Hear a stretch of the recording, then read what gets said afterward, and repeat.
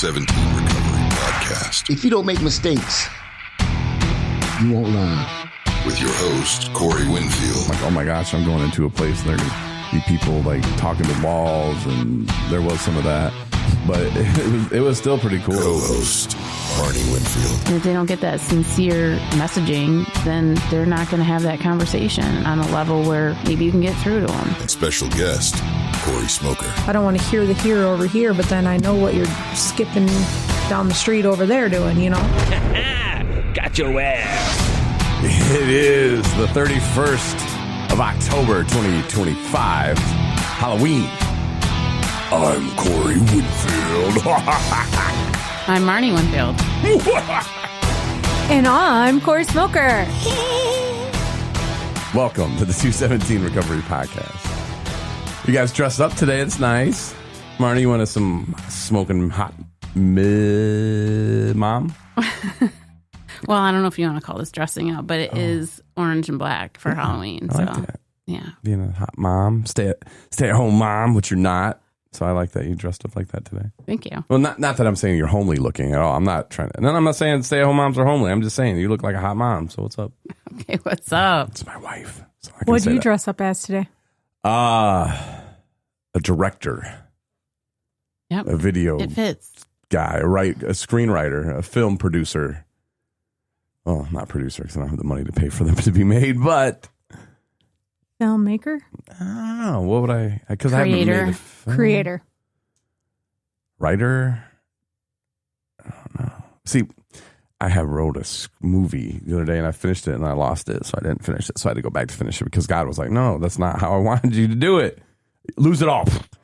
And of course, it's still in my brain because the movie that I'm writing, it started out to be a little 5-minute, like, hey, let me write a little 5-minute movie, a little short film because I want to make a movie and I don't know how to make one. And that would be a good start. So I did that. And if you've been following the podcast for a while, you've heard me talk about it. Maybe a year, maybe it was longer than a year ago. And now I started writing it. And it was a year ago that I started writing it. And then it just kind of sort of pieced together. And then lately, God sent me on this mission to like finish it. And what turned into like finish the 5-minute, and I needed to add all these details to it. And it became like a story of all the crazy stuff that happened when I went to treatment, except this person's journey now isn't the exact same path that led me there, but it is all inspired by true events. I think it's good. It's really good. Yeah.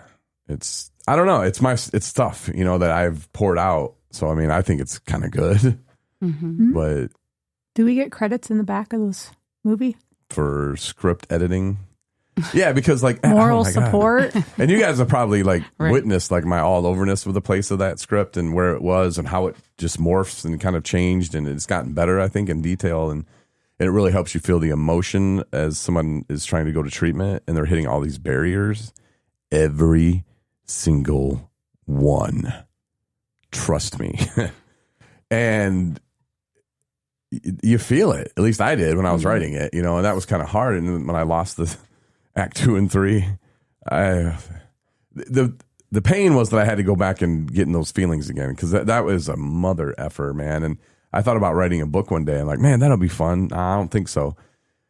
I don't know. It wasn't a fun journey, you know, to like, because I don't live in the past anymore. I'm moving forward with stuff I want to do. So to like go back there and like, what was that feeling like when you had nothing and this was all you had, you know, and like get yourself in that moment and like, what were you thinking? And then to like write it out, it was just horrible. Yeah. I know you guys don't live in the past. Like you're not stuck there. And there are some people that are, you know, and that probably was me at one point, but. Well, my thoughts were, I was like, okay, I'm thinking about it. And I'm like, well, actors and actresses have to do this all the time, right? And even that is draining for them. Yeah. But I think the other piece to it that took it to another level is that you were reflecting on what actually happened. Yeah. Like your actual history, your actual trauma. And so that, you know, that I can see would weigh really heavy on you. It was. And then, I mean, some of the stuff, because what a lot of people don't realize in my journey at first, you know, I went to go to treatment. So I went out to California and all that. And it was fun. Not really. But it had to be part of it, you know. And when I started going to the mental health places, that is what turned the light bulb on for me. Because up until then, I thought I was just a piece of shit, and that I just something about me, I just am stupid. I can't get it. And when they taught me about my brain and how all that stuff started working, and it really opened the door of like, oh wow, so maybe I'm not that bad, and maybe this is something I can figure out. And that shows it. This isn't really a journey. I mean, it is a journey to treatment, inpatient treatment, but that's what he thinks he wants, but what he really needs is to get that solid foundation before he goes to treatment, which can be done. And some people are like, oh, but I don't have insurance. Or maybe you got insurance, but you don't have an extra $5-10 grand laying around. Well, the movie kind of follows that. There are options, and there are some people out there that are telling you how hard they're working to go to treatment and all these barriers and all this and that, but are they really trying that hard? I don't know. And there are people that really try hard and they hit these barriers. We've seen this over and over. As a recovery community organization here in Traverse City, Michigan, we've seen it firsthand. We've seen people get denied services for reasons that shouldn't be. And, we say what we can and do what we can about it. And then we have to move on, but it happens every single day. And I kind of want to show that. And I want the world to go, does this really happen? This is fiction? And they go, no, this actually, every single one of these things have happened, or been witnessed by the guy who wrote it. At least part of it. The guy walking down the road, which the reason why I put him in there, and I don't know why God had us drive by him that day, middle of nowhere. Like nowhere. Nowhere. Like you're not walking these roads, man. And this guy was, and you were like, hey, that's so-and-so. And I can't see because of my glasses. I just see guy walking.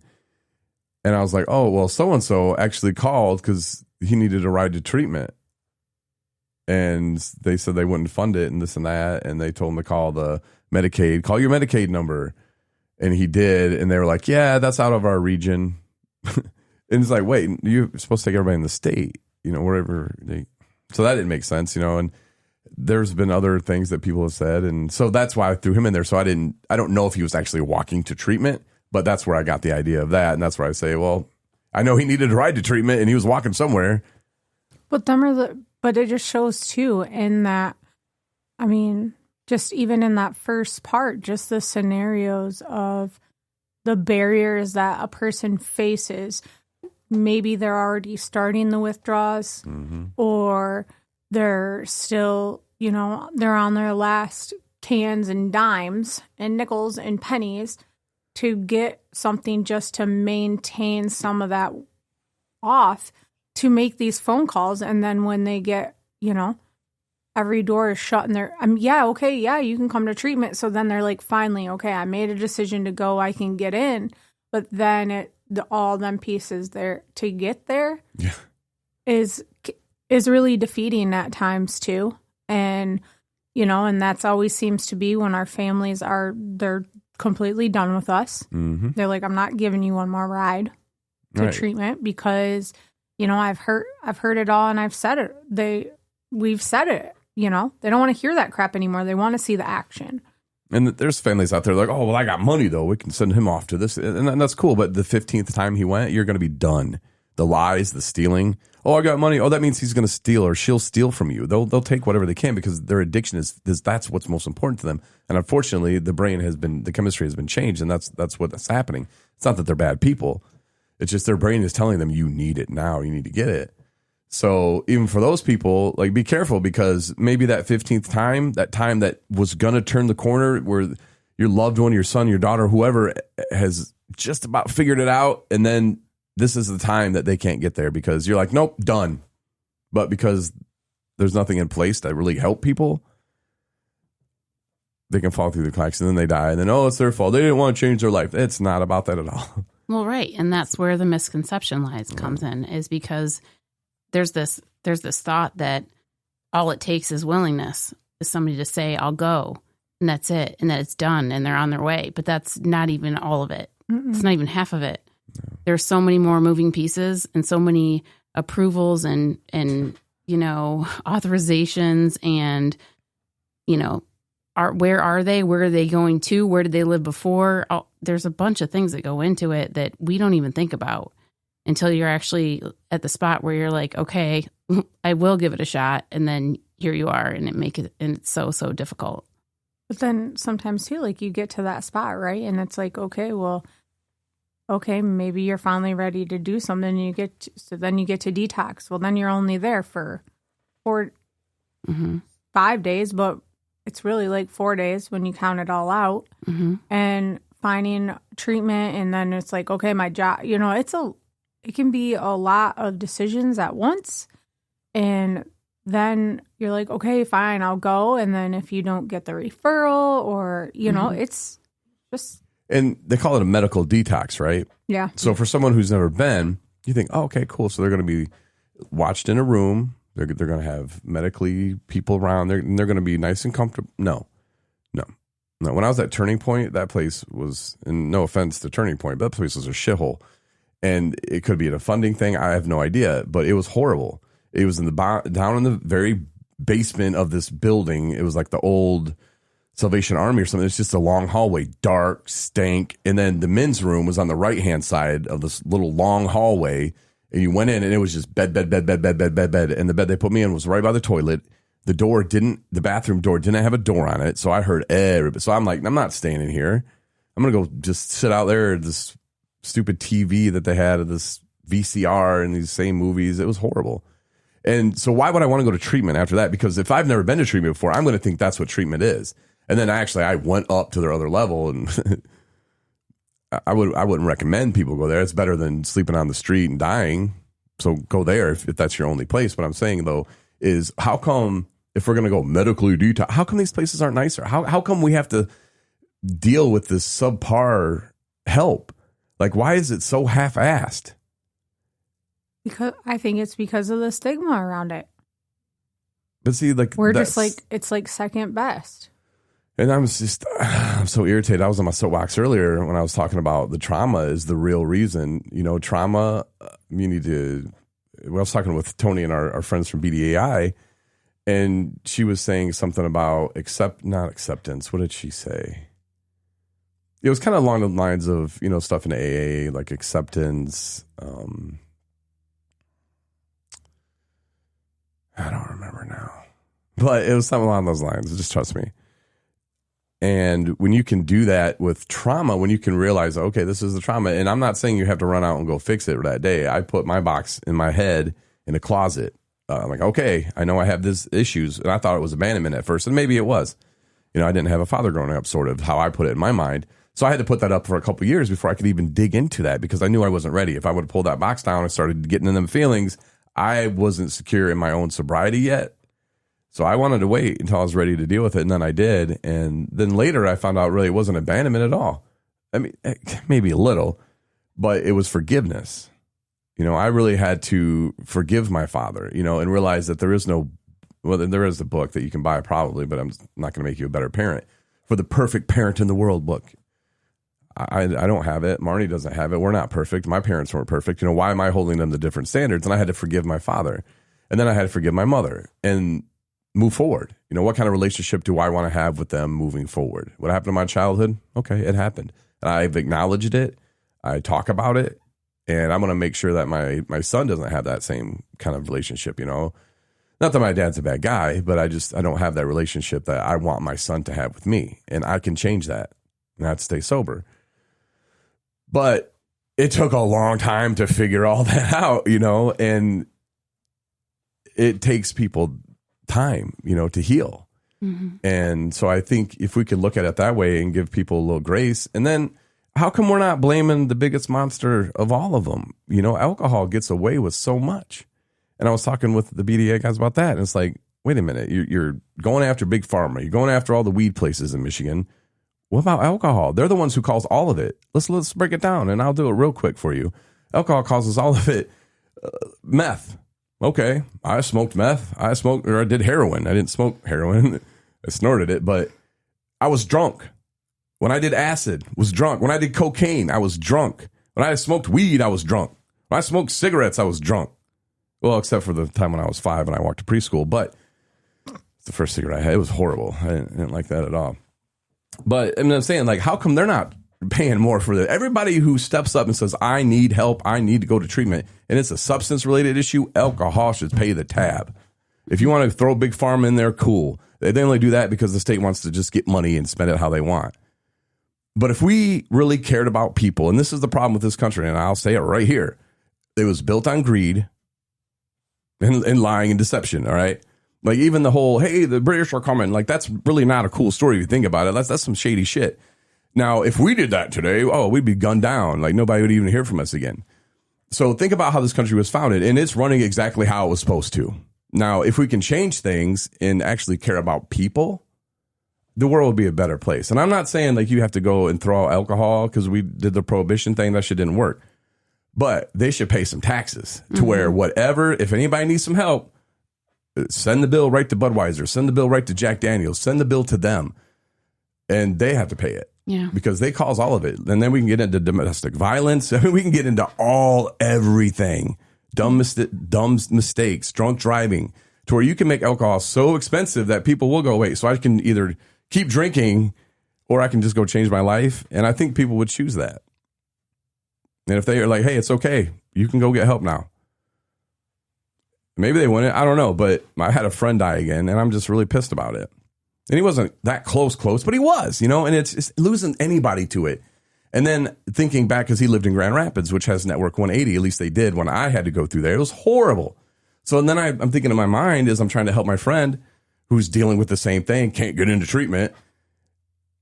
And I'm thinking, I wonder if that was his problem. If he had to deal with Network 180 and they were so effed up that he couldn't get in. And he just really needed my guidance. And I don't know. I'll never know the answer to that question. So I should probably just let it go. But it really pisses me off. And you just really start thinking about it. And who's the biggest one getting away with it? And if I'm sorry, you Trump supporters, I don't like anybody. So just throwing that out there. But the Trump supporters, if Trump really wants to make America rich again, Yale, Harvard, somebody just came out with this survey thing that they did. And they pretty much said alcohol takes 24 years off someone's life. 24 years of not paying taxes. 24 years not being productive, 24 years of not like buying stuff at the store, not helping the economy, not volunteering in the community. That's 24 years that they're losing money to gain nickels and pennies. That doesn't make any sense. Like he's going to pay way more taxes on income, and then his job's going to pay the matching tax. Like I'm telling you, it just doesn't make sense. America's getting robbed by alcohol. And I'm not saying to ban it. I'm just saying they should pay their due. Yeah. And there shouldn't be anybody in the state of Michigan that needs to go to treatment that gets told no. No, I agree Not with one that. person. I agree with that. So I'm done. That's my soapbox. How are you guys doing? Sorry. That was powerful. Was it? Yeah. It makes me sick, man. I know. And that's why I haven't done a podcast in a long time. And then last time we did, I think it was kind of just messing around. But like we got to have these conversations with people.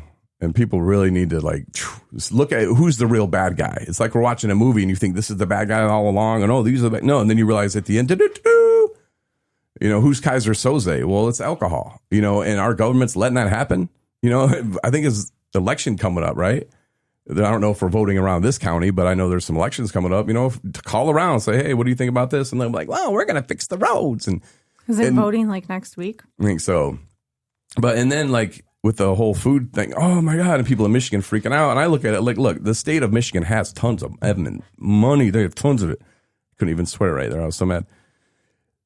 The $2 billion that she just gave to the roads. Oh, we're going to extra $2 billion to the roads. You think that could help feed some people? Yep. But they spend this shit like probably is going in their pocket somewhere. If I had a construction company that was building roads, I would do it too. Hey, let's give extra $2 billion that you just took out of the air, probably from gambling money. I don't know. Why help those people? We need roads. Well, and sometimes I think it's like that catch-22. It's like, why do I want? Okay, I put the warning label right on there, or the little little clip after if you have a problem gambling, blah blah blah.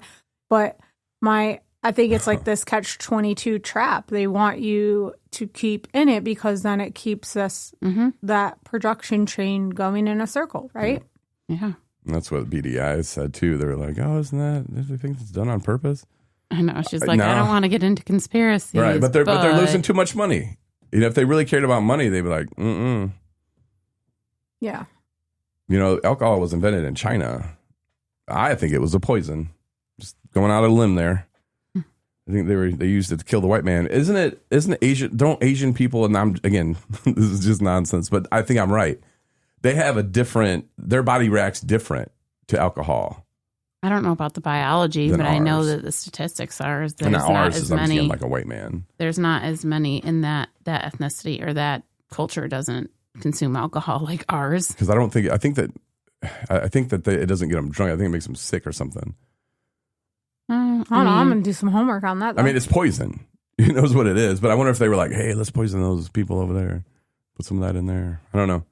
But and here we are just drinking it. Oh, drink responsibly. Yeah, and I was on a call the other day with the National Council of Problem Gambling. Mm-hmm. I think I said that right. Because we applied for a grant. We didn't get it. And I was like, yeah, I want to know why. I want to hear what you have to say. And she was telling me about this and that. And yeah, you know, we don't do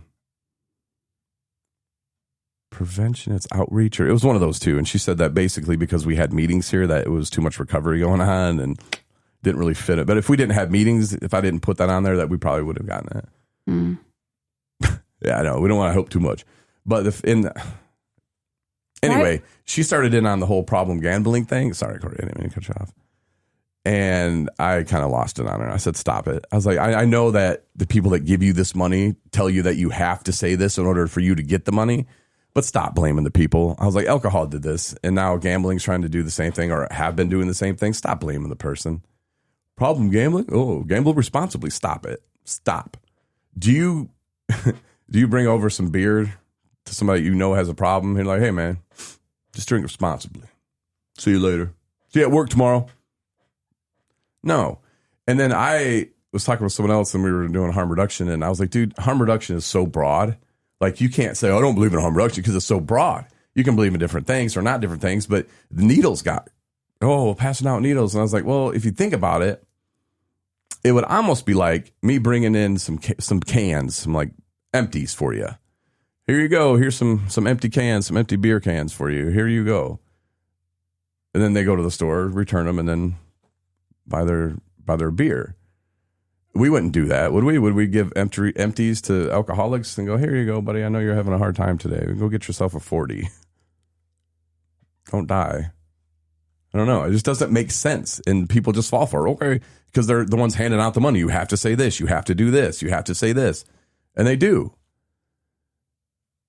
Well, and I think it's because then they're on this bandwagon of that it works, or they support the mission or the 1-800 number. But at the same time, I think the gambling people, I think they need, because it's a co-occurring disorder. Yes. And there's also more underlining things. And if they are feeling alone, why don't they get that space to also have their own place to meet in person with other people that are struggling like they are? Mm-hmm. Yeah. We'll fix it tomorrow. It's the weekend. Yeah. I'm not fixing nothing. Obviously. I just keep advocating. Oh, someone's calling. Let me check the message here. Spam. Now, you think having a phone on your hand, your wrist, would make it quicker to check, but it's not always the case. No, and then I forget. Obviously. That's good. And then don't answer it if you're in someplace. You got to warn people, hey, you're on my watch. Yeah, right. Like, I have to tell Don't her. ever tell me that. Kim did that once. I started yelling profanities, and she had to. I have to tell Renee right away. Because otherwise, you Does don't it know. answer right away for you? Like, you have to prompt it to answer, right? Well, yeah, Or I have not? to tell it to Okay. answer. But as soon as I do, I'm like, You're on speakerphone. yeah, hey, So you you're know. on my watch. Yeah. Yeah, I guess Kim wasn't on her watch, but still. It's like, I'm at the stove and I got you on speaker. Well, it was Obviously. funny is one day someone did call on my watch, and me and Jesse were walking down the street, and you kind of got to hold it up to hear it. Mm-hmm. And so Jesse had his arm around me, and we're walking, and then I had my arm up like this so we both could hear it as we're walking. And some lady at Family Fair watched us walking, and then when we got to the end of the sidewalk, she pulled up and she asked if I was okay because the way it looked like we were walking was like he was kind of like dragging me along in a headlock. That's funny. Good looking out, lady. Yeah. That's what I told her. I'm like, thanks. We were just talking. Yo, ass. No, That's funny. Talking on the watch. Do. You know. Oh. You know, Parker, when he headbutts Marney all the time. Oh my I'm like, gosh. stop bruising my wife. Yeah, Parker's our son, if you're just listening, and he's almost 1.5. And yeah, he'll throw that head around and caught my dad. And dad left bruised. Yeah, he gave Grandpa a black eye. But wasn't that with something? Yeah. Not his head. Not his Like an noggin. object? Yeah, he had a toy, swapped him upside Yeah, the head. no, with- this is just straight up him just like hurling his body into space. And Wham. I no thought of what's behind him. Yeah. Like my head. Mm-hmm.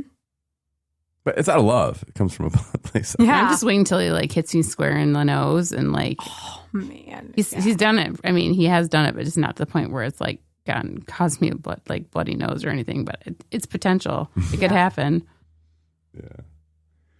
He's getting so big. He is, and he's so cute, and he's so smart. He's the light of my life. Well, you are too, honey. But you know, Yeah. you know what I mean. Yeah. No. But everything else, yeah, Parker's getting bigger. We got that project. We have a project called Restored Voices. You can check out the website, restoredvoices.com with BDAI, and we're planning Which is that. before, during, and after incarceration. Yep. Good program here in Traverse City, Grand Traverse County. Mm-hmm. Fun people, man. It's good meeting with them. They are. They're great. They're very real. I was afraid because I was like, I really want to make this like a big deal. And I was like, man, I hope they don't like shoot down my like, let's make this thing awesome and great plan.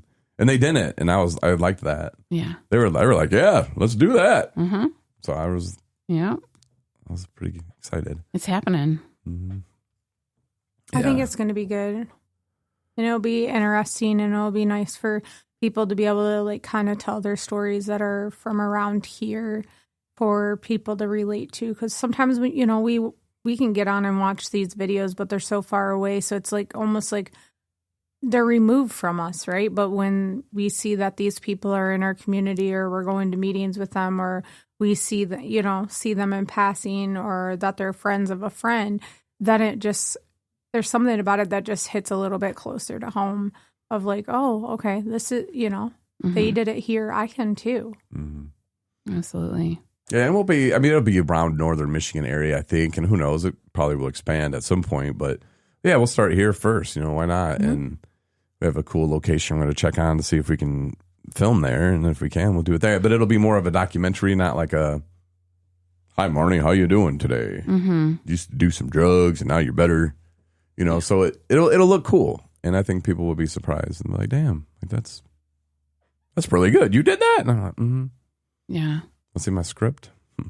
I really like it. And I think too, it just shows that there are these like kind of subtopics, right, of addiction and recovery that need to be addressed. Yeah. So, this in particular is Restored Voices, which is individuals who've been incarcerated. And more often than not, substance use disorder might be why they were incarcerated, but it's because of other mental health. It's accompanied with a co-occurring. And these are people that are sick, right? And sometimes they have nothing and no body when and they the get challenges and the barriers that they face after, being released is sometimes like just unsurmountable, right? They can't overcome and figure their way through it and navigate how to start over, or it seems impossible. Mm-hmm. So, they really focus on addressing that topic, and we think that this podcast is going to kind of really highlight that. Yeah, it's gonna be great. It'll be good, but we just have to wait, man. The hardest thing is patience. But no, we do have some plans coming, and I think we'll shoot it in December, which would be perfect. Yeah. I do want to say again, too, like, thanks to all the supporters and everyone that came to Recovery Stories Message of Hope Part 7 last week on Thursday. And I think the turnout was really good. The speakers were good, and it ran very smoothly. And we just like did like a skip on a track because I stuttered into that. Great. That's going to be on something. Obviously. No, I think, thanks for bringing that up because, I mean, as we continue to have these, this was our 7th event for Messages of Hope, and we continue to get a great turnout. Yeah, and it has nothing to do with us. It really doesn't. It's the recovery community here in Traverse City that want to support each other. That's what it is. Yeah. You know, it's people from across the area. You know, we had a couple people from out of town that came, or at least one of them for sure, you know, and there were people that came to support her, you know, and that was very, very cool. And that's what it is. And, you know, some people around town were like, oh, I didn't hear about it. And that's okay. You know, like maybe next time, you know, it's not something that we're trying to put on the news or TV to be like, hey, we're trying to pack 18,000 people in here. It's a free event.